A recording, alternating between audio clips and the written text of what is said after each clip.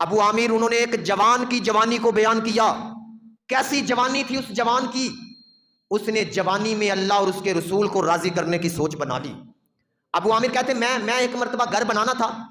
وہ کہتے مزدور لینے کے لیے گیا. میں جب ادھر پہنچا اڈے کے اندر, وہ کہتے میں نے ایک نوجوان دیکھا وہاں پر, بڑا خوبصورت اس کا چہرہ تھا اور ہاتھ کے اندر اس نے زنبیل پکڑی ہوئی تھی وہ کئی, اور بیٹھا وہاں پر بھی قرآن کی تلاوت کر رہا تھا.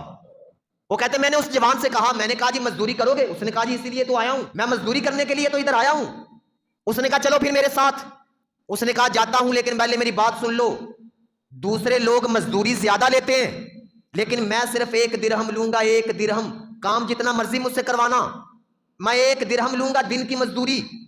اور دوسری میری شرط یہ ہے کہ جب نماز کا وقت آئے گا نا, میں سارا کام وہیں چھوڑ دوں گا, پہلے نماز پڑھنے کے لیے جاؤں گا. انہوں نے کہا جی ٹھیک ہے جی, مجھے منظور, آ جاؤ. ابو عامر کہتے ہیں اس مزدور نے, اس نوجوان نے کام کرنا شروع کیا. جب شام ہوئی نا, اس نے اتنا کام کیا, شاید 2-3 مزدوروں جتنا کام اس کیلے نے کر دیا. وہ کہتے میرے دل میں خیال آیا کہ اس نے بڑی مزدوری کی ہے, چلو اس کو 3 درہم دے دیتا ہوں. وہ کہتے میں نے 3 درہم نکالے اس کو دینے کے لیے.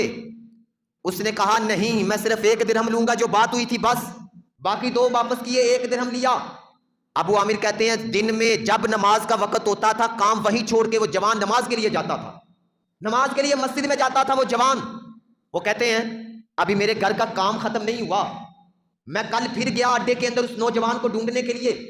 مجھے لوگوں نے بتایا جی وہ جوان صرف ہفتے میں 1 دن آتا ہے, بس صرف 1 دن آتا ہے, اس کے بعد وہ نہیں آتا.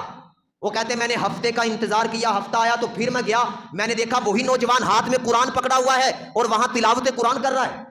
میں نے اس کو کہا جی مزدوری کرنی, اس نے کہا جی بالکل مزدوری کے لیے آیا ہوں.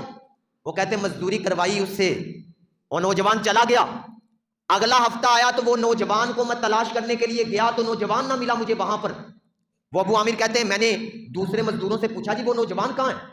انہوں نے بتایا جی وہ بیمار بڑا شدید ہوا ہے, بہت شدید بیمار ہے. میں نے پوچھا اس کا گھر کہاں ہے؟ انہوں نے کہا جی وہ ویرانے کے اندر ایک قبرستان ہے, اس قبرستان کے اندر ایک جھونپڑی ہے, اس جھونپڑی کے اندر وہ نوجوان رہتا ہے. ابو عامر کہتے ہیں میں تلاش کرتا کرتا وہاں پہنچا. میں نے دیکھا وہ نوجوان بخار کے اندر مبتلا تھا, بڑا تیز بخار اس کو. میں نے اس کا سر اٹھایا, اپنی گود میں رکھا. میں نے اس نوجوان سے کہا چلو میرے ساتھ, میں تمہیں گھر لے کے جاتا ہوں, وہاں تمہارا علاج کرواتا ہوں, دوائی لے کے دیتا ہوں, تمہیں کھانا کھلاتا ہوں. اس نوجوان نے کہا, اس نے کہا جی اگر میرے ساتھ نیکی کرنی ہے, ہمدردی کرنی ہے, تو پھر میں تمہارے ساتھ نہیں جاؤں گا. تم اس طرح کرو, مجھے لگتا ہے میری موت کا وقت آ چکا ہے. اس نے اپنی جیب میں ہاتھ ڈالا اور چند درہم نکال کر ان کو دیے ابو عامر کو, اور کہنے لگے یہ درہم لے لو, جب میری روح پرواز کر جائے میرے غسل کا کفن کا اہتمام کر کے مجھے قبرستان میں دفن کر دینا. اور ایک انگوٹھی اپنے ہاتھ سے اتار کر اس کو دی, اور ایک قرآن پاک اس کو پکڑایا, اور کہنے لگا فلاں فلاں علاقے کے اندر جاؤ گے نا, وہاں پر ہارون الرشید بادشاہ ہے, وہ صبح صبح سیر کرنے کے لیے نکلتا ہے, اس کو آواز دینا, آواز دے کے یہ انگوٹھی اور قرآن اس کو پکڑا دینا بس. انہوں نے کہا جی ٹھیک ہے, ذمہ داری لے لی. کچھ وقت کے بعد اس نوجوان کا انتقال ہو گیا. انہوں نے کفن پہنایا, غسل دیا, کفن پہنایا, جنازہ پڑھا کر انہوں نے دفن کا اہتمام کر دیا. صبح صبح جب گئے نا وہاں پر ہارون الرشید بادشاہ سیر کرنے کے لیے آیا, اس نے آواز دی, اس نے کہا جی یہ انگوٹھی اور قرآن پاک دیا ہے, مجھے کسی نے آپ کو دینا ہے. ہارون الرشید نے جب انگوٹھی دیکھی, اس نے کہا جی جس نے انگوٹھی دی ہے وہ کہاں ہے؟ اس نے کہا جی اس کا تو انتقال ہو گیا ہے, میں نے تو دفن کر دیا ہے. وہ بادشاہ کہنے لگا مجھے لے چلو اس کی قبر کے اوپر. ابو عامر کہتے ہیں میں بڑا حیران, میں بادشاہ کو لے کے اس قبر پر آیا. جب وہ بادشاہ اس قبر پر پہنچا تو قبر پر لپٹ کے زاروں کی طرح رونا شروع کر دیا. بادشاہ نے زاروں کی طرح رونا شروع کر دیا.